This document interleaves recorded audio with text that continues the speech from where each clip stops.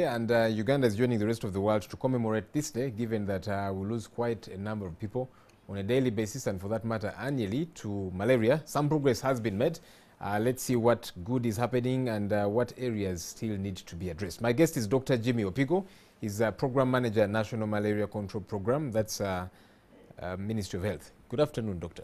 Good afternoon. Thank you for joining us. For hosting us. We're glad that you could come. So tomorrow is World Malaria Day. How bad is the situation? As look at the statistics, 6 million people annually die of malaria, not HIV. And in Uganda, you were updating me about 5,100. That's every year, and about 14 people every day. Is that progress? Those are still many people. Are we going down? Are we going up? There is a lot of progress. Uganda has done a lot. Initially, we used to lose over 100 people per day. Progressively, in the last 2 years alone, we have reduced the number of deaths by over 1,000. But that is still bad enough. The good news is the world has committed to ending malaria, Uganda inclusive. And this year, the World Malaria Day is about really drumming support. The whole month has been action-packed with a major summit alongside Chogam in UK, which was attended by high-level people, including also our president, in which even Prince Charles himself called people to action. People like Bill Gates gave over $1 billion, and the theme is ready to beat malaria. Ready to beat malaria.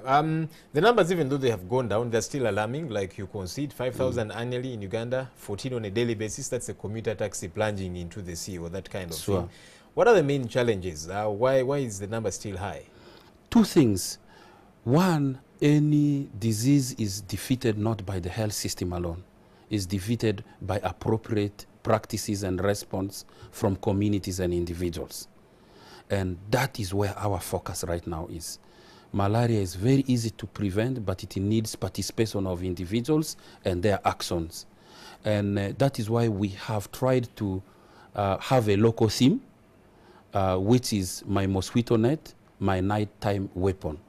So we make the mosquito net available to people, but it only works as a weapon when an individual every evening pulls it down, closes windows, sprays in the house, tucks the kids in. So what is needed right now is to mobilize action to prevent malaria, for people to perceive getting malaria as bad, because right now they prepare to treat, not to avert a treatment. I mean to avert getting the disease. But also, especially the deaths, the malaria deaths only occur when there is delayed intervention. All right, there's this campaign, you talk about mosquito nets. There's been a government campaign to distribute mosquito nets to people across the country. How's that going so far? Because there's some stories that we reported, people use these nets for different things, you know, for fishing, for wedding dresses, gowns. Some are using them to roof their huts. You know, are we making progress there? Yeah, we have made a lot of progress. We managed to give out 26 million nets. And are they being used properly? Because we can have 26 million nets out there, but perhaps half, or I don't know what number is being used. Now, according to studies, there is some level of abuse, not very big, actually less than 5%, which we are trying to close down. In a community, a few people will always do something different. Like even, for example, people buy cars for a good purpose, but some people will misuse it. But it needs regulation, it needs campaign to change practices, and which is part of the campaign we are doing. And trying to say giving nets is one step. The benefits accrue from the individual responsibility. Okay, so we're celebrating this day. What's going to be happening in Uganda? How are we commemorating this day? In Uganda, we are doing about 5 things. The national commemoration venue is Mpigi district. We chose Mpigi because they have made tremendous effort. You know, Kampala and Wakiso, malaria is less than 1%. We want to go outwards, cleaning, so that we create a barrier around Kampala. So Kampala is done. Wakiso, very low malaria. Now we are in Mpigi, want to nail down. But at the moment, the health system there has functioned very well, and they are making a lot of progress. So we want to kind of consolidate it. So we are going to do test and treat in communities. We are doing a commemoration. This Friday, we're having a major scientific conference because we still have to innovate methods of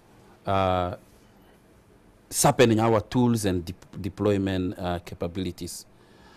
Today, we are talking to the Rural Malaria Partnership to strengthen partnership and for us to move. And then all districts are doing mini World Malaria Days. The whole idea is to mobilize action and we defeat this problem. All right, Dr. Jimmy Opigo, thank you for talking to us. Please, thank you, and thank you for hosting us. All right, moving